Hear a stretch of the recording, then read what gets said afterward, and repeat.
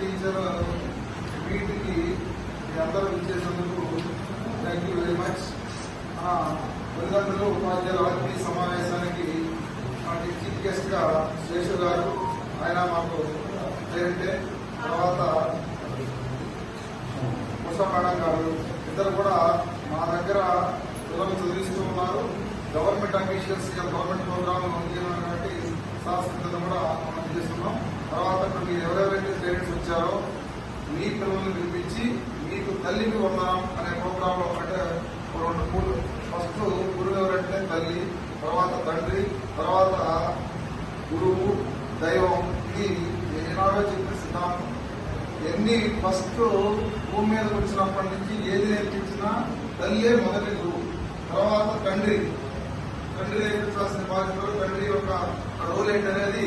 కాబట్టి తల్లి, తండ్రి, గురువు, దైవం ఈ నలుగురిలో మనకు కనపడే ప్రత్యక్ష దైవాలు ఎవరంటే తల్లి, తండ్రి, గురువు. కాబట్టి ఇటువంటి గురు పౌర్ణమి రోజున గురువుల్ని, తల్లిదండ్రుల్ని సత్కరించడం అనేది ఒక ఆనవాయితీగా ఈ మధ్య సాంప్రదాయాలు కొన్ని మరుగుపడుతున్నాయని గవర్నమెంట్ అఫీషియల్ కొన్ని ప్రోగ్రామ్స్ చేస్తా ఉంది. గురువుల్ని పూజోత్సవని మన సెప్టెంబర్ 5న సర్వేపల్లి రాధాకృష్ణన్ గారు, ప్రెసిడెంట్ ఆఫ్ ఇండియా, ఆయన బర్త్డే రోజున సెప్టెంబర్ 5న గురు పూజోత్సవం చేసుకుంటా ఉన్నాం.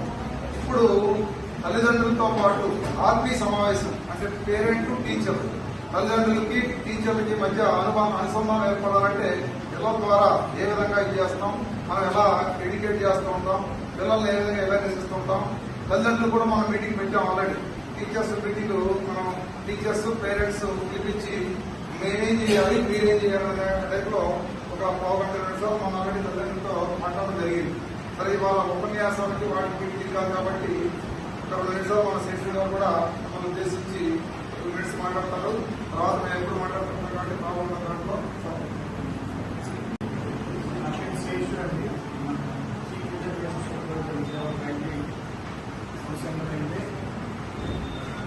ఈ ప్రోగ్రామ్కి నాకు అనుకోలేదు ఆరాధిస్తారని మామూలుగా క్యాజువల్గా వచ్చేసాను.